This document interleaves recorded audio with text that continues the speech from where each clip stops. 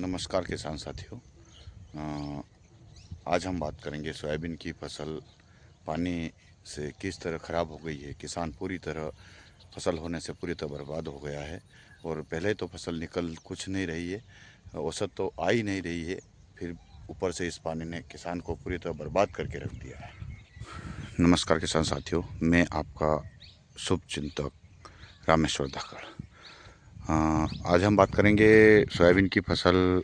औसत तो करीब करीब नहीं के बराबर निकल रही है, कहीं 50 किलो बीघा तो कहीं 1 कुंटल बीघा, कहीं 30, 35, 40 के आसपास औसत दे रही है। मतलब इसकी मजदूरी निकालना भी महंगी हो रही है। 1 बीघे का काटने का खर्चा हो रहा है 2,000, 1 बीघे का सोयाबीन निकालने का खर्चा हो रहा है 1,000 रुपये, काटने का हो रहा है 2,000 रुपये। तो ऐसे इस बार सोयाबीन पूरी तरह किसान के घाटे का सौदा साबित हो रहा है।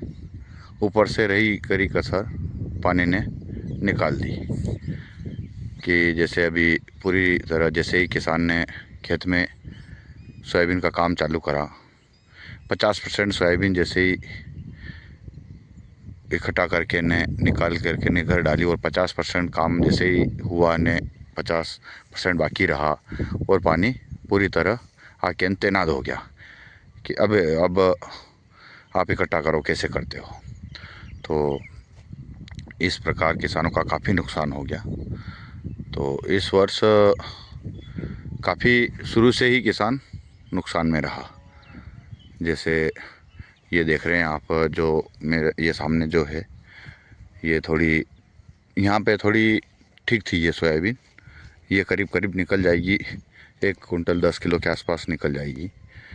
ये थोड़ी ठीक थी, ये ब्लैक बोल्ड वैरायटी थी। इसमें भी वायरस आया है, दाने छोटे छोटे बिल्कुल बारीक बारीक हैं।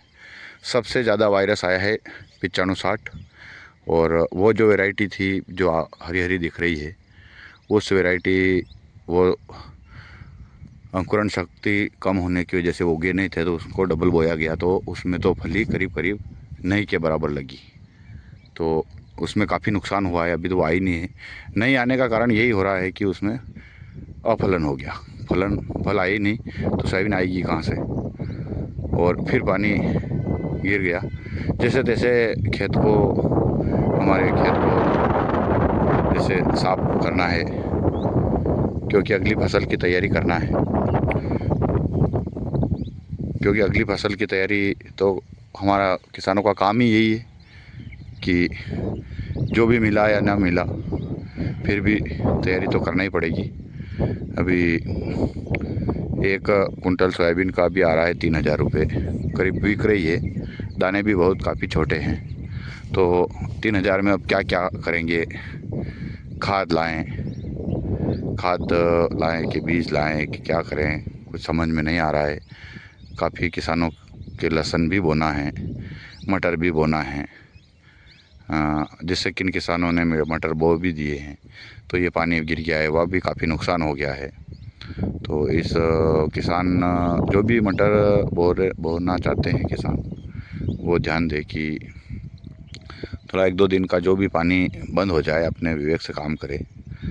क्योंकि ऊपर पानी गिरने से मटर ज़मीन के अंदर बोया और पानी गिर गया तो वो ख़राब हो जाता है बीज, उससे काफ़ी हमारा नुकसान होता है, क्योंकि वो डबल बोना पड़ता है। तो उससे आधी कमर तो वहीं टूट जाती है किसान की। तो अपन भी थोड़ा भाव जो मिलेगा ही मिलेगा, क्योंकि इस वर्ष शुरू से ही किसानों का नुकसान होता आ रहा है। तो इस साल पूरा किसानों का नुकसान गया, कुछ भी विशेष फ़ायदा नहीं मिला अभी तक। तो लहसुन में भी कुछ भी फ़ायदा नहीं मिला, सोयाबीन में भी फ़ायदा नहीं मिला, और आने वाली फसल में भी शायद मिले। इसलिए थोड़ी थोड़ी फसल सब प्रकार की लगाए, जैसे गेहूँ, मेथी वगैरह टोटल फसल लगाए, लहसुन प्याज थोड़ी थोड़ी लगाए, थोड़ी मात्रा में, परेशानी नहीं हो। क्योंकि सोयाबीन ने तो अपना रंग दिखा दिया और पानी भी गिर ही रहा है अभी। काफ़ी नुकसान हुआ है। मज़दूर का रेट भी हाई लेवल है, जैसे 500 रुपये में एक मज़दूर आता है, तो एक बीघे में करीब करीब 4 से 5 मज़दूर लग जाते हैं काट के इकट्ठा करने में, तो 2 से 2,500 का खर्चा बैठता है। 2,000 रुपये करीब करीब बैठता ही बैठता है। तो वैसे क्या करें, खेत को साफ करना है, वो निकालना है। भूसा तो हाथों हाथ पानी गिर रहा है, वो तो ख़राब हो ही रहा है। तो जैसे तैसे खेत साफ करके हकाई जोताई करके न गेहूँ पलाना है। गेहूँ, सरसों वगैरह जो भी है वो इसके लिए खेत तो करना ही पड़ेगा हमको। और थोड़ी थोड़ी सब, और सभी किसान विशेषकर ध्यान दें कि जिन्होंने बीमा करवाया था वो विशेष ध्यान दे कि ऐसा तो नहीं कि हमारा उसमें नाम कहीं छूट जाए, विशेषकर जिन्होंने बीमा करवाया था, तो कि आगे समस्या नहीं आए। नहीं तो बहुत जल्दी ही राहत राशि तो डलने वाली है। शासन के नियम अनुसार जो भी शासन निर्धारित करेंगे वो जो भी राहत राशि देंगे ही सही, नहीं तो बीमा अपनों ने बीमा की तो हमारी प्रीमियम कटी है, वो तो शासन को देना चाहिए। जो भी हम हल्के के पटवारी साहब ने जो भी नुकसानी सर्वे करके दिया है और जो भी शासन निर्धारण करेगा उस हिसाब से हमको बीमा मिलेगा। तो प्रत्येक किसान को मिलेगा वो जिसने बीमा करवाया है। तो एक बार फिर जांच कर ले कि अपना बीमा हुआ कि नहीं हुआ किसी ने ये, और पटवारी महोदय से भी कर ले संपर्क कि हमारे यहाँ पे सर्वे कैसे हुआ, कैसे नहीं हुआ, कितना % आपने नुकसान दिया नहीं दिया, उनको बता दे कुएं पे ले जाके अभी भी कि हमारा कितने % नुकसान हुआ है। और अभी जो भी किसान भाई मटर की बोवनी करे, बीज उपचार ज़रूर करें, क्योंकि बीज उपचार ज़रूरी है, क्योंकि बीज अभी पानी गिराए और हो सके तो अभी बारिश निकलने दे थोड़ी और, क्योंकि आगे आने वाले समय में यदि पानी गिरा 2-4 दिन में तो पूरी तरफ नष्ट हो जाएगा। और जिस किसान भाई ने जैसे प्याज लगा रखा है, प्याज है जिसके पास अभी लगाए हुए बारिश के, तो वो उसमें दवाई का स्प्रे ज़रूर कर दे, एक फफूंदीनाशक, कीटनाशक, ताकि उसमें फफूंद नहीं लगे, क्योंकि बारिश हो रही है अभी। दवाई और खाद जो भी उर्वरक है उसमें उर्वरक ज़रूर डाल दें, क्योंकि अभी बारिश है तो दवाई का स्प्रे बहुत ज़रूरी है। और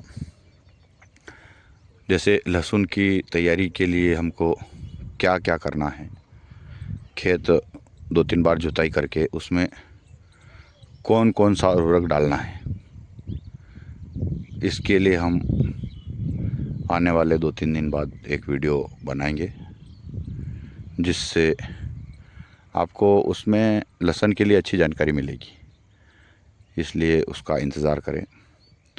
लहसुन में जैसे शुरुआत से लेकर, जैसे शुरुआती हम लहसुन बोते हैं उसमें हमको क्या क्या डालना है ताकि हमारी लहसुन तंदुरुस्त चले, अंकुरण उसका तगड़ा हो, इसके लिए हमको क्या क्या डालना है और उसको लगा के पिलाना है। उसके पहले हमको किस तरीके से हम खेत की तैयारी करना है, इस वीडियो को हम बनाएंगे और 2-4 दिन में हम आपकी सेवा में पेश करेंगे।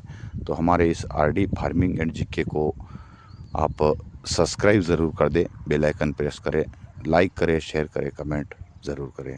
जय श्री महाकाल।